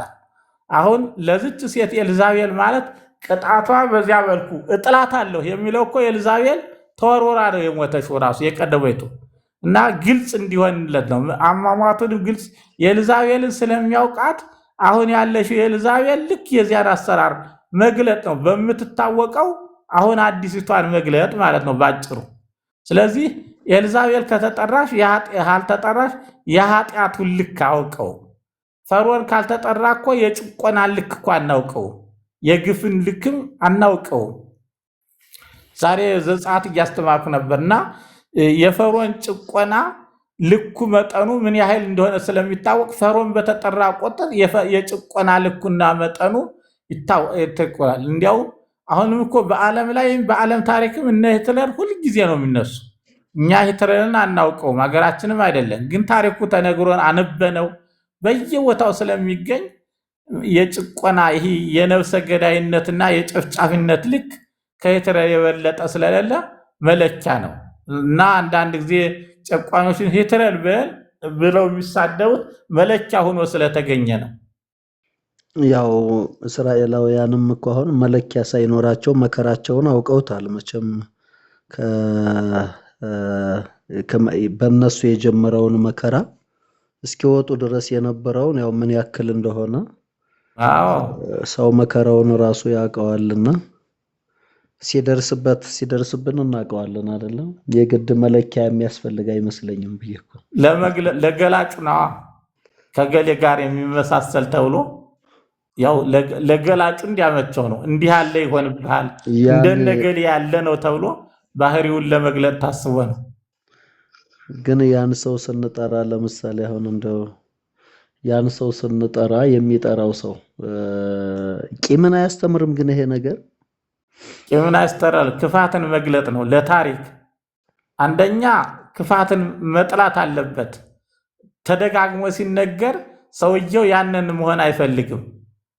ሰው እኮ ክፉውን ነው እርግጥ ሰው ነው ጥሎ። አሁን እኮ ይሁዳ ሐዋርያ ይሁዳ አለ፣ የያዕቆብ ልጅ ይሁዳ አለ እና ደግሞ 3 ይሁዳዎች አሉ በመጽሐፍ ቅዱስ ራሱ በጣም የታወቁ።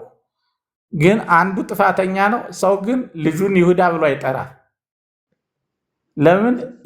የክደትና የኃጢአት ልክ በሱ እየተገለጸበት ስለመጣ። መቼም ማንም ሰው ስሙን ይሁዳ ብሎ አይጠራም።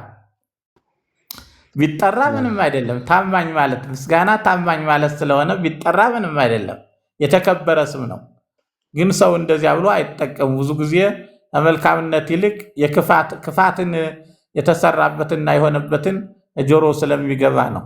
እና ይህ ቂምን ለመግለጽ ሳይሆን ክፋትን የተሸከመ ሰው ጥሩ እንዳልሆነ ለማስጠላት ነው። ትልቁ ክፋት ጥሩ እንዳልሆነ በሰው ልብ ላለማስገባት።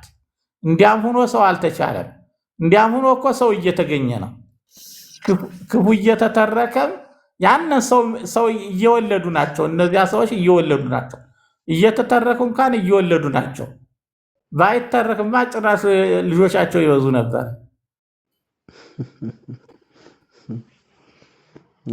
እንግዲህ ብቻ ግን በጣም ቃለ ሕይወት ያሰማልን። የኔታ በጣም አመሰግናለሁ።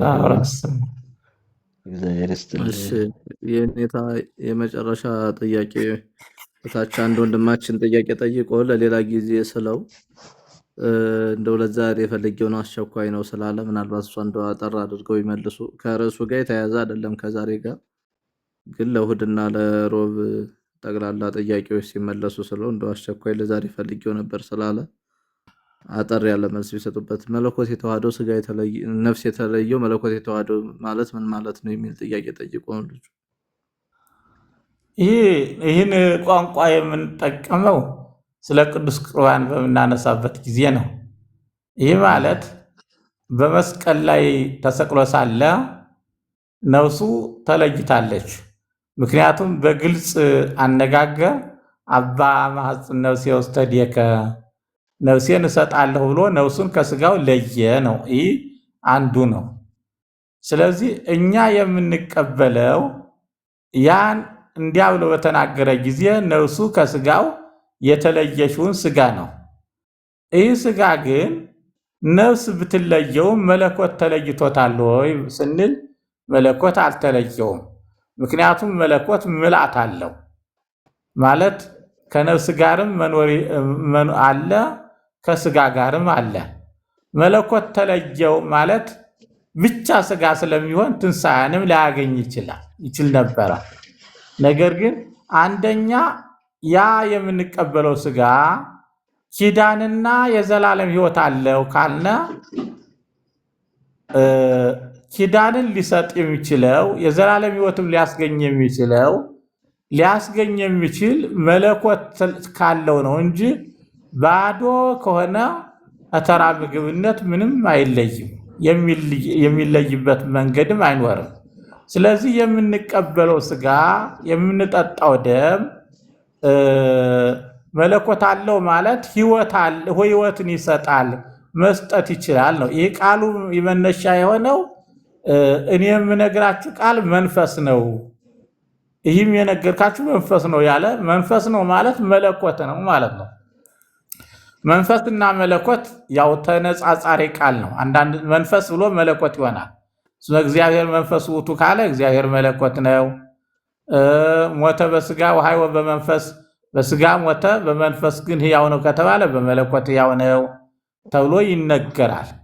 እንደ ቅድስና መንፈስ ብዬ ጳውሎስንም ሲያብራራ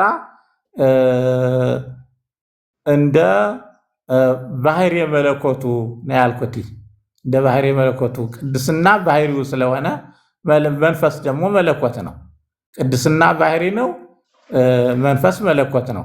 መንፈስ መለኮት ተብሎ ስለሚተረጎም ልል የፈለግኩት ይህ ቃል መንፈስ ነው ሲል በዮሐንስ 6 ይህ ቃል መለኮት ነው፣ አይመረመርም፣ ምስጢር ነው ለማለት ነው። ስለዚህ ይህ ስጋዬ ሲል መለኮትነት ያለው ነው። ዝም ብሎ ከሆነ ስጋ ብቻ እንጀራ ብቻ ወይም ምስት ብቻ በላን ምንም ጥቅምና ዋጋ የለውም። ስለዚህ ጥቅልል ባለመልኩ ይህ ማለት ስጋ ነፍሱ በዕለተ ዓርብ ተለይተዋለች፣ መለኮት ግን በሁሉ ስለሚገኝ መለኮት አልተለየውም ለማለት ነው። እሺ የኔታ ይሄ ግን ቅድም ያልሁት የኔታ እንደው መለስከኛ አይበሉኝና በእርግጥ ድካም ነው፣ ጊዜውም ሄዷል። ይሄ ክፉዎቹ ሰዎች ማንሳት ግን ሌላ ክፉ ሰዎችም እንዲፈጠሩ እድል የሚፈጥር ሁሉ ይመስለኛል። እንደው ይቅርታና ማለት ነውና እሱ አመለካከት ነው። ግን እንደ ሰውየው እንትን ነው የሚሆነው። ጀብድ የሚመስለው አለ እኮ የክፉ አሁን የሚገርመው ቴኔታ ይሄ ቃና የሚባል ቴሌቪዥን ከመጣ በኋላ የሆነ ቡድን አለ፣ የሚያወድም ቡድን፣ ተንኮለኛ ቡድን ማለት ነውና ሀገራችን ላይ አሁን እሱ ነገር ነው በጣም አሁን እየተንጸባረቀ ያለው ማለት ነው። እዛ የሚሰሩት ክፋት ምናምን ይሄ እገታ የሆነ ይሄ ጭካኔ ምናምን የሚሰሩት አሁን ሀገራችን ላይ በጣም እንትን እያለ ነውና ከሚያየው ተነስቶ ትውልዱ እንደ ጀብድ ምናምን ስለሚመስለው የክፉ ሰዎች እንትን ለክፉ ሰዎች መመስረት አራያ ይሆናል፣ ለክፉ ሰዎችም ለክፋታቸው ጥግ አራያ ይሆናል ይመስለኛል። ዝም ብዬ እኔ እንዲሁ እንትን ስለው ያቀራረቡ የጻድቃን ሁኔታ ይወስነዋል። አሁን ቲያትሩ እዩት ፈጽሙት እንደማለት ነው።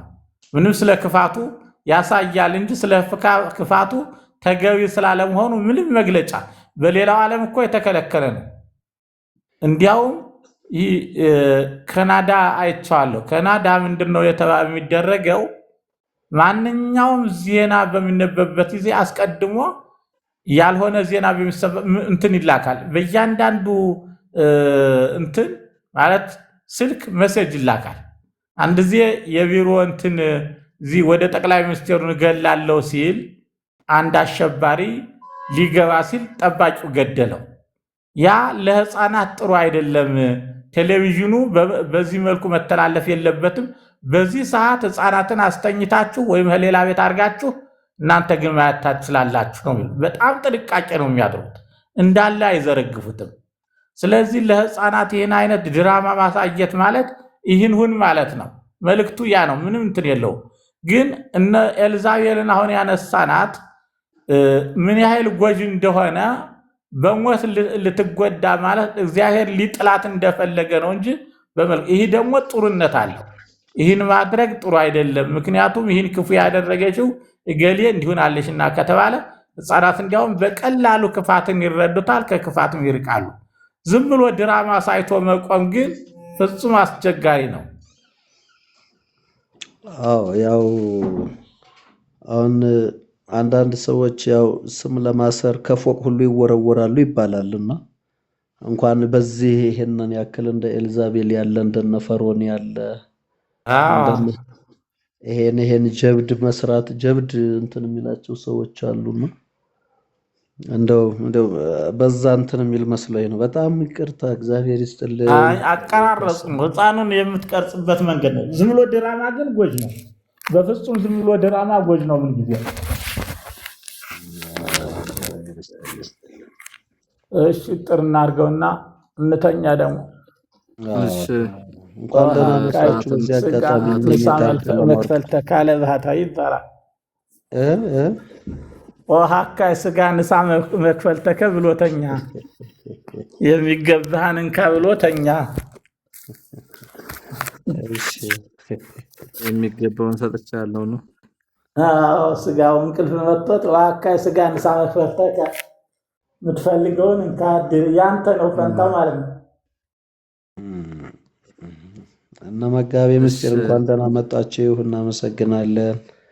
ሰላም ብዬ መምህር ዮሐንስ ከመጋበዛቸው በፊት በዚሁ ልሰናበት ብዬ ነው። የኔታ ወንጌለ መንግስት ጸሎት አድርገናል። አድርግና እንጨርስ። ገና ነን። እሺ ስለነበረ ሁሉ ጊዜ ሁሉ አምላካችን ስም የተመሰገነ ይሁን። ያው ሁላችሁም ፕሮግራማችን ዘወትር ከ3 ሰዓት እስከ 5 ሰዓት ነው። በየዕለቱ ትምህርቶች ይሰጣሉ። ሌሎች በዕለቱ ላይ የሚነሱ ጥያቄዎችን በዕለቱ መጠየቅ ይቻላል። ከዛ ውጭ ግን የጥያቄና የመልስ የጠቅላላ ጥያቄና መልስ ቀን ሮብና እሁድ አለ። በዛ ቀን ጥያቄያችሁን ይዛችሁ መቅረብ ትችላላችሁ፣ ማንኛውንም ጥያቄ። ነገር ግን በዛ ቀን ጥያቄ ያለው ሲባል ብዙ ጊዜ ጥያቄ የለምና እንደዛ ከሚሆን ትምህርት በተሰጠበት ቀን ትምህርቱን የተመለከተ ጥያቄ እንዲሆን፣ ሌሎች ጥያቄዎችን ግን በእነዚህ እሁድና ሮብ ከ3 ሰዓት እስከ 5 ሰዓት ባለው ፕሮግራም ማንኛውንም ጥያቄያችሁን ይዛችሁ መምጣት ትችላላችሁ። የሌላ ሰውም ጥያቄ እንደው ሌላ ሰው ጥያቄ ሆኖበት የጠየቃችሁም ካለ ይዛችሁ መምጣት ትችላላችሁ። እንደዛ ቢሆን መልካም ነው። ሌላው ሁላችሁም እዚህ ያላችሁ ሰዎች ጰራቅሊጦሳዊ ሚዲያ እንደዚህ የምንማርበት እንደዚህ ሊቃውንት እየገቡ የሚያስተምሩበት ቤት ነው። የአባታችን የመልአከ ገነት ሚዲያ ቤት ነውና ቪዲዮዎች ይለቀቃሉ። እንደዚህ ላይቭ ትምህርት ሁላችሁም ፎሎ አድርጉ።